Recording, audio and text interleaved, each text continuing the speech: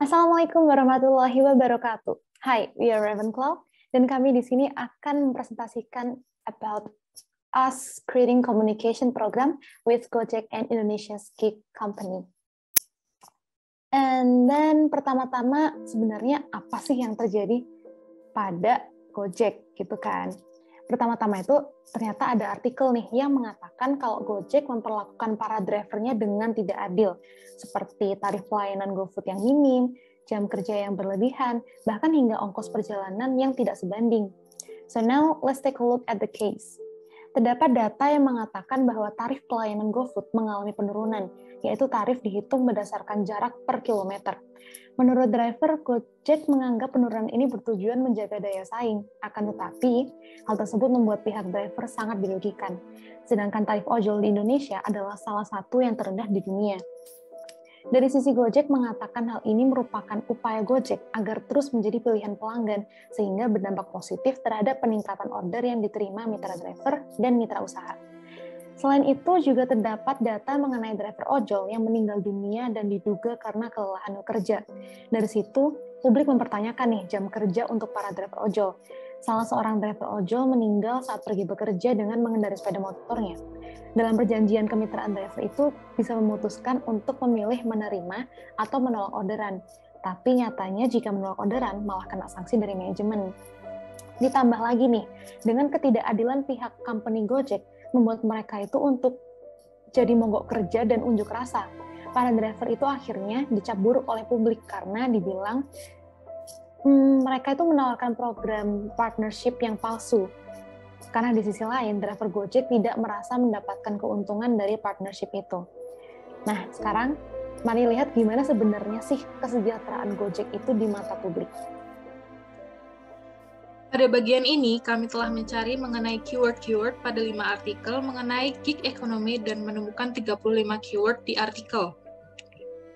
Dan disempurnakan menjadi 27 keyword terkait akan isu hal itu, lalu menggunakan titik untuk mengukur keyword tersebut.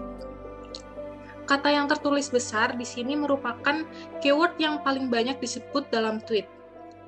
Lalu ditemukanlah keyword-keyword di tiap tweet yang menyenggol terkait kesejahteraan driver, sehingga ditemukan beberapa klaster yang kesimpulannya ialah pada klaster 2 dan 3 terdapat publik membicarakan sistem Gojek Indonesia yang masih belum optimal. Pada klaster 4 dan 5 berbincang tentang Gojek Indonesia yang masih belum memperdulikan terkait jaminan kesehatan sosial para driver, sehingga jaminan ketenagakerjaan masih ditanggung sendiri. Sedangkan di klaster 2 adalah pembahasan tentang kesenjangan pada sistem yang tidak maksimal, sehingga masih terganggu pada para driver yang tidak memiliki perlindungan regulasi terkait hak. Para pengemudi merasa tidak bisa menentukan kebijakan atau memutuskan kebijakan secara dua belah pihak. Ternyata dari publik sendiri terdapat 17% sentimen positif terkait kesejahteraan Gojek yang dimana berisi dukungan publik terhadap para mitra driver. Namun, justru terdapat 76% reaksi negatif dari publik terkait keadilan mereka. Sebagian besar dari publik menuntut keadilan pada kesejahteraan driver, dan sisi lainnya 7% yang bereaksi netral lebih menjurus kepada saran dan kesan kepada pihak Gojek. Nah, sekarang kita lihat dulu nih tentang kualitatif research report yang sudah kita dapetin melalui interview kepada driver Gojek dan juga mitra GoFood. Pertama, kita lihat dulu nih overview dari driver partner. Yang kami dapatkan itu ada 33% mitra driver yang berusia 35-44 tahun yang merupakan generasi X. 37 driver itu memiliki pendidikan terakhir SMA dan bergabung dengan Gojek sejak 2017 sebanyak 24%, diikuti oleh 20% yang bergabung dengan Gojek pada tahun 2019. Profesi mereka sebanyak 29,12% merupakan karyawan kantor sebelum menjadi mitra driver Gojek. Tempat lahir mereka adalah 60% di Kota Malang dan 9% di Kabupaten Malang.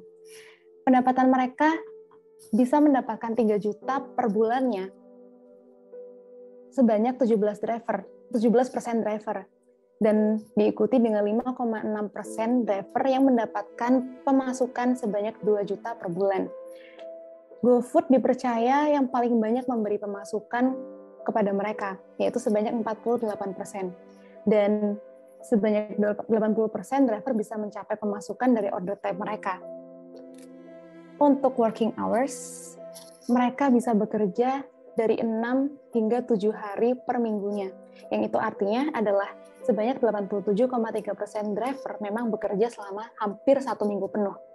Dan setiap harinya itu sebanyak 34% driver bekerja selama 10 hingga 12 jam per harinya.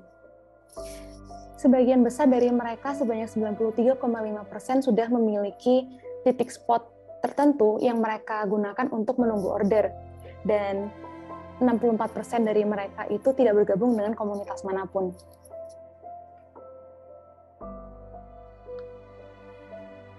Lalu saatnya melihat overview dari merchant partner kita.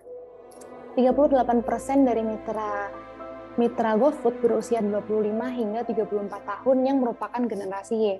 Dan pendidikan terakhir mereka adalah SMA sebanyak 43%. Tempat lahir para pemilik mitra GoFood adalah 55% berasal dari Kota Malang, diikuti dengan 9% dari Kabupaten Malang. Pada tahun 2020, mereka baru saja bergabung menjadi mitra GoFood, yaitu sebanyak 23,5%, yang dimana hal itu berarti mereka baru bergabung setelah masa pandemi. Sebagai pilihan merchant dalam online selling sebelum bergabung menjadi mitra GoFood, mereka memilih WhatsApp sebanyak 74%. Dan setelah mereka bergabung dengan mitra GoFood, ternyata sebanyak 56% itu merchant paling sering menerima pesanan dari GoFood Delivery Service, diikuti dengan Shopee Food sebanyak 30%. Para merchant ini mencairkan dana setiap 24 jam atau setiap hari sebanyak 77% merchant. Mereka akan mencairkan dana setiap 1 hari sekali melalui GoBiz. Terdapat 52% sayangnya pemilik merchant yang merasa belum mendapatkan fasilitasnya dari Gojek. Tapi akhirnya mereka juga dapat menggunakan 60% program diskon yang diberikan oleh Gojek, sedangkan sisanya yaitu 23% menggunakan diskon mereka sendiri.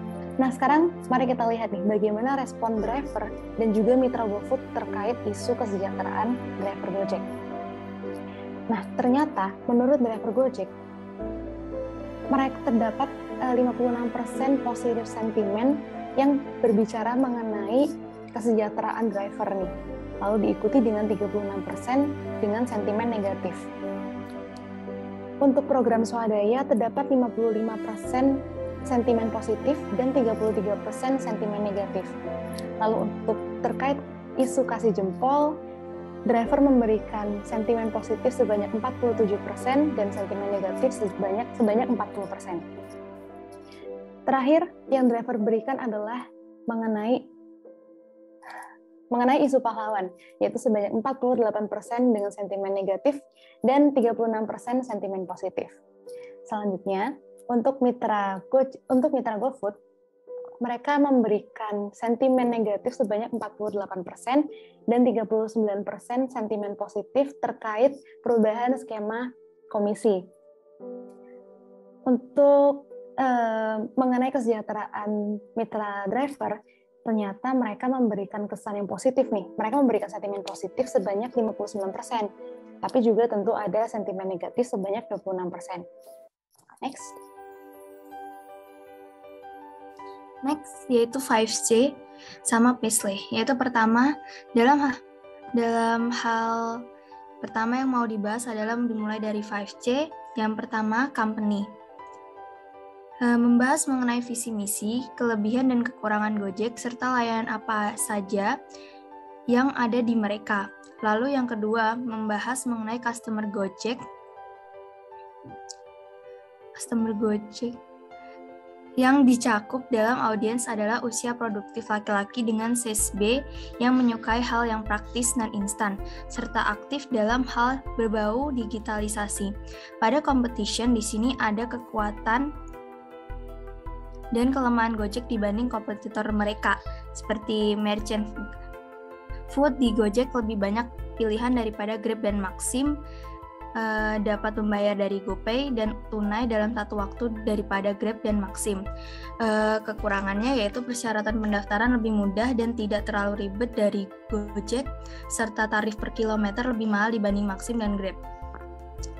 Selanjutnya, dibanding kolaborator di mana Gojek berkolaborasi dengan perusahaan di bidang platform, yaitu berkolaborasi dengan PUBG Mobile untuk menciptakan keunikan dan keseruan tersendiri. Entertainment kerjasama Gojek dan BTS bertujuan menghadirkan kegembiraan customer melalui layanan GoFood, GoRide, dan GoCar, GoClub, dan lainnya untuk mendapatkan merchandise eksklusif BTS.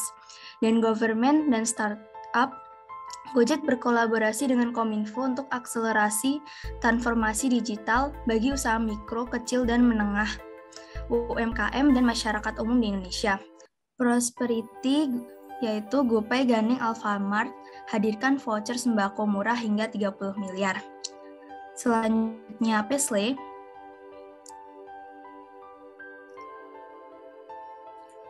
yaitu dalam tahap Pesle di sini menjelaskan mengenai hal faktor makro dalam Gojek di politikal, ada kebijakan yang terkait mengenai kebijakan atau aturan tentang pendirian startup, peraturan Presiden nomor 74 tahun 2017 tentang peta jalan sistem perdagangan nasional berbasis elektronik, dan kemudian pada economics, Gubernur Bank Indonesia Peri Warjio menyebut sektor digital mampu menjadi penyelamat perekonomian Indonesia untuk melewati masa pandemi COVID.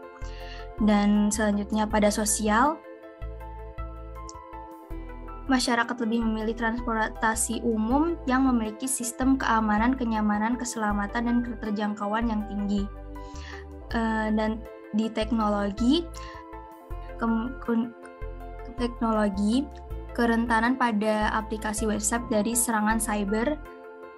Dan selanjutnya law, Undang-Undang Nomor 11 Tahun 2018 tentang Informasi Transaksi dan Elektronik. Terakhir, environment, merubah pola pada masyarakat untuk lebih menggunakan transportasi umum. Selanjutnya SWOT dan TOS. Yang pertama SWOT, di mana menjelaskan kelebihan dan kekurangan Gojek yang sudah ditemukan dalam 5C, serta peluang dan ancaman apa saja yang dihadapi oleh Gojek. Selanjutnya TOS.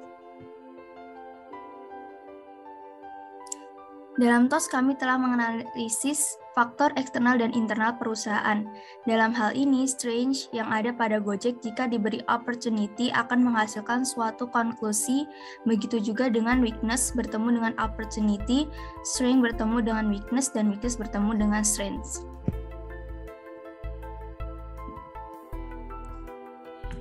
Pada hal ini menjelaskan mengenai persona dari driver, di mana pada persona primer pertama ialah dari Bapak Ridwan Anan, di mana ia sebagai kepala keluarga harus mencari nafkah untuk keluarganya demi kelangsungan hidup sehari-hari. Dengan itu, ia memutuskan menjadi driver Gojek.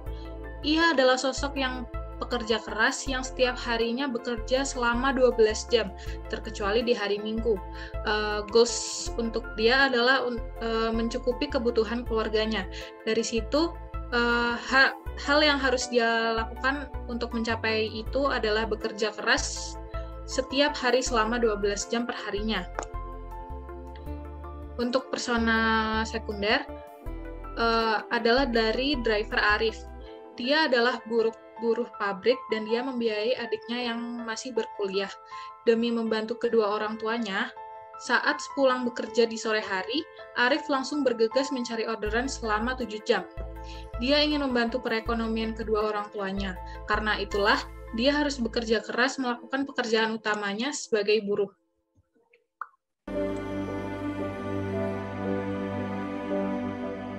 What's the problem? Selanjutnya ada problem statement yang sudah kita temukan antara lain program kampanye sosial atau ideological campaign terkait kesejahteraan driver Gojek belum dikomunikasikan secara optimal. Bahasa dan sistem dalam program terkait kesejahteraan driver belum terkomunikasikan dengan baik pada mitra driver berusia lanjut. Masih terdapat 44,3% mitra driver yang tahu tapi belum menggunakan program swadaya driver Gojek karena persepsi yang menganggap program tersebut tidak menguntungkan. Let's get right to the project. Smart Objective meningkatkan minat mitra driver Gojek untuk turut berpartisipasi dalam program kesejahteraan driver menjadi 40% dalam 2 tahun. Selanjutnya objektif. Yang pertama, meningkatkan awareness mitra driver terkait program kesejahteraan yang diberikan Gojek berupa swadaya dan campaign. Yang kedua, mengoptimalkan komunikasi secara khusus kepada mitra driver lanjut usia melalui program berkelanjutan. Yang ketiga, memberi pemahaman kepada mitra driver mengenai online dan offline campaign yang dapat membantu meningkatkan kesejahteraan. Dan yang terakhir, meningkatkan pemahaman kepada mitra driver bahwa program swadaya mudah digunakan dan memberi keuntungan melalui event. Selanjutnya ada stakeholder. Di government ada Kominfo dan 2 kementerian lainnya. Di bisnis ada 3, salah satunya adalah PUBG Mobile, Tokopedia, dan Telkomsel. Untuk di media ada Allstar. Dan di akademinya ada Active. Dan di bisnis ada Alfamart, Allianz, dan Unilever. Di community ada komunitas Gojek yang ada di Indonesia dan West Step for Change. Selanjutnya ada positioning. Di positioning, multi-service test platform who always bring out speed, innovation, and special impact. Key message, Gojek in the best solution of any life problem. Tagline, pasti ada jalan. Selanjutnya dia analisis strategi, taktik, tools, dan outcome, di mana di sini lebih mendetailkan hal-hal apa saja yang dilakukan di objektif, dimulai dari tingkat awareness, interest, desire, dan action. Nah, ini adalah program-program yang telah kita buat. Yang pertama ada Hari Jadi Gojek, di mana kami berusaha memberikan apresiasi penghargaan berupa reward kepada para driver atas ketulusan dan kegigihan dalam bekerja. Dan hal tersebut juga dalam rangka Hari Jadinya Gojek. Yang kedua, ada Satukan Aspirasi, Satukan Semangat. Adalah program online di mana kami memberikan wadah aspirasi online kepada para driver. Aspirasi bisa berbentuk video kreatif maupun tweet atau pertanyaan yang bisa diunggah di media sosial. Yang ketiga, ada Jangan Lupa Kesehatanmu, di mana program kami memberikan kesehatan check up untuk para driver sekaligus memberikan literasi mengenai program swadaya setiap 3 bulan sekali. Nantinya hal ini akan menjamin kesehatan para driver serta akan mendesire para driver untuk menggunakan program swadaya. Yang keempat, ada campaign #berjuang bareng. Campaign di mana konsep besarnya adalah mengajak customer ikut mendukung mitra driver yang beroperasi di tengah keadaan yang sulit dengan berjuang bersama. Yang kelima, ada edukasi program kesejahteraan Gojek, di mana program ini bertujuan untuk meningkatkan pemahaman atau literasi mitra driver, khususnya lansia, terhadap penggunaan program kesejahteraan yang disediakan melalui edukasi khusus. Dan yang keenam, itu adalah program Duduk Bareng Pasukan Hijau. Kami membuat semacam event yang juga menjadi wadah aspirasi untuk para driver dan menghadirkan CEO Gojek dalam rangka meningkatkan hubungan baik antara driver dan pimpinan Gojek. Program tersebut diadakan pada tanggal 28 April yang juga bertepatan dengan Hari Kesehatan dan Keselamatan Kerja.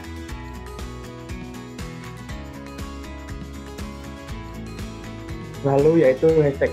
Penggunaan hashtag dapat kita gunakan untuk mengukur sejauh mana program kita itu bisa tercapai dan berapa engagement yang akan kita dapatkan. Yang pertama yaitu Hari Jadi Gojek, salah satunya menggunakan hashtag Hari Jadi Gojek dan 12 tahun Gojek. Hashtag ini kami gunakan untuk mencari pemenang dari program Hari Jadi Gojek. Nantinya penggunaan hashtag akan menjadi syarat dari penentuan pemilihan pemenang. Kedua yaitu Satukan Aspirasi, Satukan Semangat kita. satukan semangat dengan hashtag aspirasi driver dan hashtag suarakan keinginan. Hashtag ini digunakan untuk mengumpulkan aspirasi-aspirasi yang dikirimkan ke Gojek agar pihak Gojek juga secara khusus dapat memilah antara aspirasi dengan notifikasi lainnya. Ketiga yaitu jangan lupakan kesehatanmu dengan hashtag driver wajib sehat dan hashtag driver pantang sakit.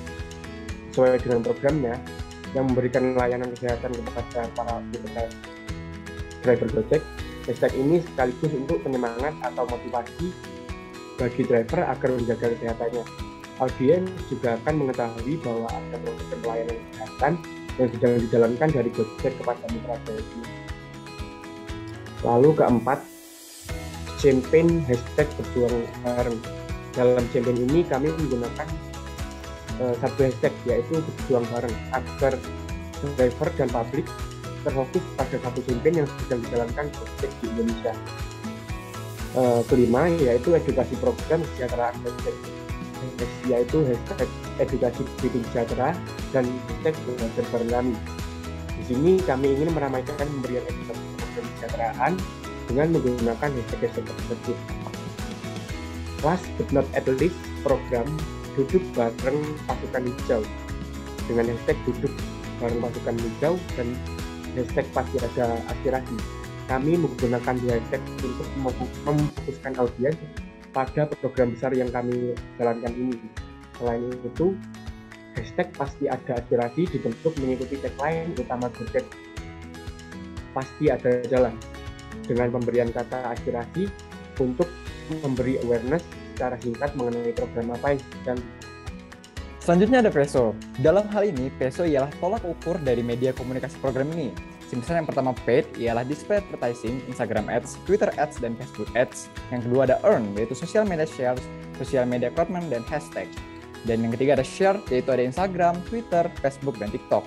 Dan selanjutnya ada on, di mana itu cuma ada Gojek website. Next. Selanjutnya media planning. Dalam hal media planning, ialah dia di mana terdapat program-program kita dan content form ialah bentuknya penyampaian programnya dengan apa. Lalu di feature ialah menyalurkannya lewat channel apa nih. Dan di frekuensi itu ialah jangka waktu saat mengunggah media tersebut.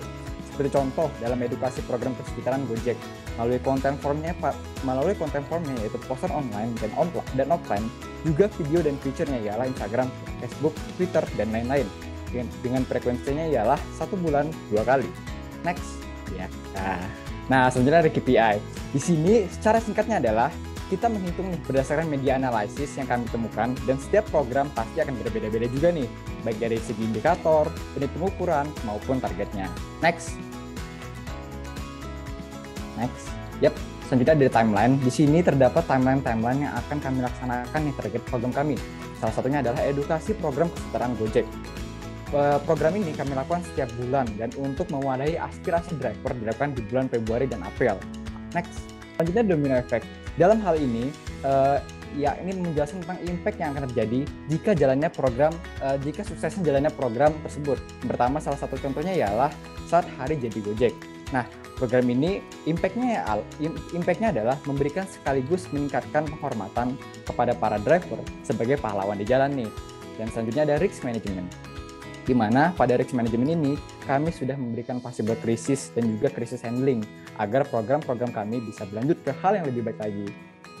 Next. Yep, so that's all. Have a call here. Thank you.